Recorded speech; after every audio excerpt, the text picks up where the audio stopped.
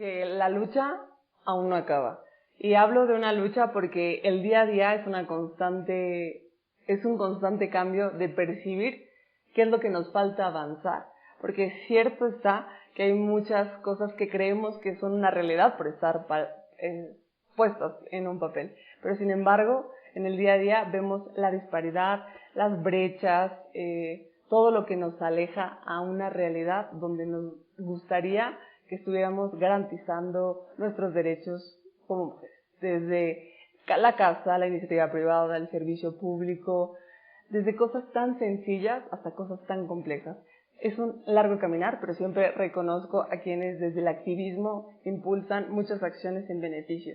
Los servidores públicos, sin embargo, tenemos el conocimiento, pero quienes nos contagian del entusiasmo y sobre todo de poder seguir aportando es la sociedad civil organizada y las académicas que conocen y profundizan en el conocimiento de estos derechos. Entonces, hacer equipo creo que ha sido una de las herramientas que más nos ha servido a nosotros. Yo te podría hablar de las mujeres con las que he construido investigación y he estado con ellas, incluso de mis mismos estudiantes.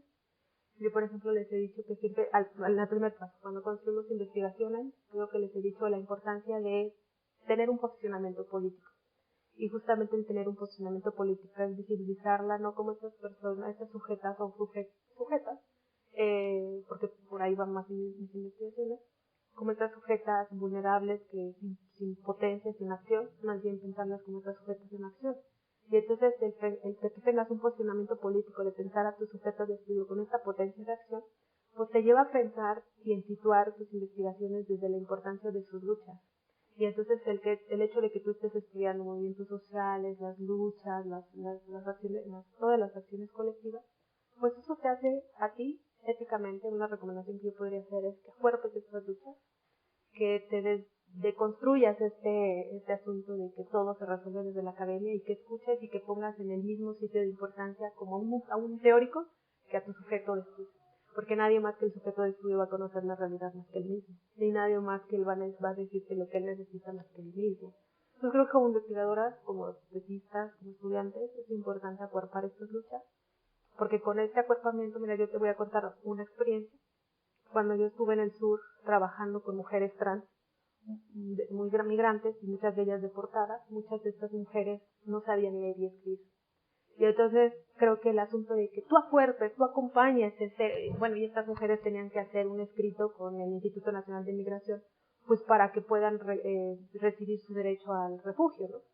Y entonces en ese escrito ellas ponían 2, 3 palabras, y que cuando yo hice una etnografía política, entrevisté a los funcionarios públicos, me decían, es que estas 3 palabras no dicen nada, porque la realidad tienen que explicar de forma profunda.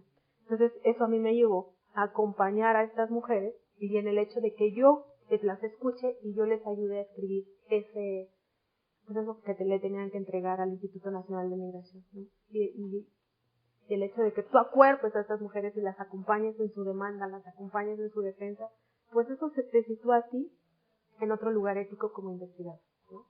Entonces creo que una recomendación básica para los que hacemos investigación, estamos situados en la Academia de la Ciencia, es tener un posicionamiento político claro, acuerpar estas luchas, acompañarlas, hablar de sus luchas, porque no hablar desde este asunto meramente como de poder, como investigador, decir es que yo les doy voz, más bien creo que es focalizar estos lugares donde ellas mismas dan voz y dan fuerza a su voz y a partir de ahí articulan movimientos, movilizaciones de construcciones, ¿no? Porque a partir de eso yo me he dado cuenta que muchas investigaciones en sus métodos dicen, voy a darles voz a estos sujetos, como si tú como investigador les vayas a dar voz, como si tú tuvieras la autoridad de darles voz. Y eso te hace como tú como investigador que no conoces el campo, porque tú no les vas a dar voz. Tú si vas al campo, ellas están con voz y están gritando, vociferando y exigiendo. Más bien creo que como investigadores construir investigaciones donde puedas sacar financiación o financiamiento para justamente acompañarlas, bajar recursos para ellas. Justamente ahorita está la Academia de la Ciencia pensando en el asunto de ¿cómo se llama lo que pide el CONACYT? La retribución social. Entonces, justamente, pensar las investigaciones con y desde la retribución social para los sujetos. Creo que son investigaciones que dejan mucho más. Yo, por ejemplo, muchas de mis publicaciones han sido más para los albergues para las líneas de acción de ellas. Por ejemplo, cuando estuvimos en pandemia, yo compartí con ellas con WhatsApp cuál es el proceso que deberían de seguir para su solicitud de refugio, porque la institución está ahí, pero la institución no se mueve, la institución está ahí. Y el investigador también no se mueve y no le dice, va a investigar por separado cuáles son los requisitos para sacar refugio según la institución, y va a preguntar a las sujetas de estudio, pues cómo han vivido, ¿no? Pero nunca, bueno, ¿tienes problemas? No, pues es que estos son los pasos, tienes estos papeles, o sea, no hay un acompañamiento real con estos sujetos que, pues en tu investigación haces de la extracción clara de tu trabajo, de su conocimiento, porque hay que situarlas como sujetos de conocimiento, como creo que yo trabajo mucho con las pedagogías de los movimientos sociales, ¿no? ¿Qué nos enseñan estos movimientos para la transformación y el robustecimiento de la consolidación democrática, el cambio y la transformación social? Entonces, creo que esas son las recomendaciones que yo les haría a quienes son estudiantes, por ejemplo, de Derechos Humanos, a mis estudiantes de Ciencia Política, a mis estudiantes de Sociología. Y bueno, toda esta construcción y esto que yo estoy trabajando, pues obviamente son exigencias que a mí también ellas me hicieron, ¿no? Porque cuando yo voy a campo y digo, ¿tú qué? ¿Qué haces aquí? ¿A qué vienes? ¿No? En las caravanas no dejaban entrar a cualquiera, más bien a los que acompañaran, ¿no? Ellos mismos me enseñaron a deconstruirme y a pensarme, ¿no? Dice, sí, ¿por qué nada más les voy a preguntar? Y tú duermes en hoteles y tienes razón, ¿no? Y te pareces a tal, porque entonces no vienes a conocernos, vienes a protagonizar, ¿no? Y entonces me han enseñado, ¿no? Y muchas de ellas me decían, y bueno, ¿y tú cómo nos ayudas?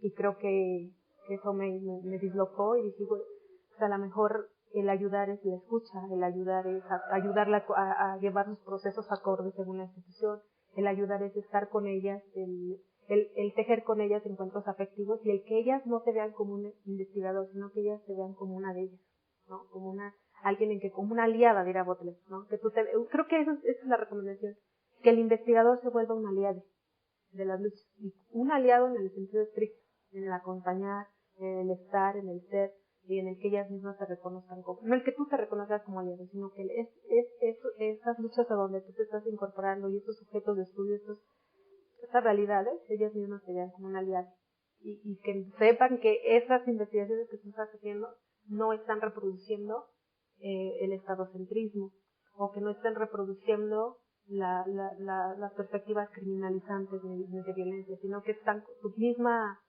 misma construcción de conocimiento está yéndose por otro lado. Entonces, esas son las recomendaciones.